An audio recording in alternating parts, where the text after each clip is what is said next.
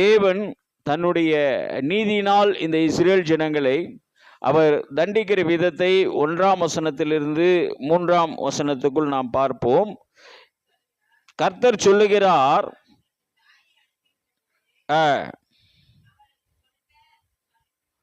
தள்ளுதற் சீட்டு எங்கே?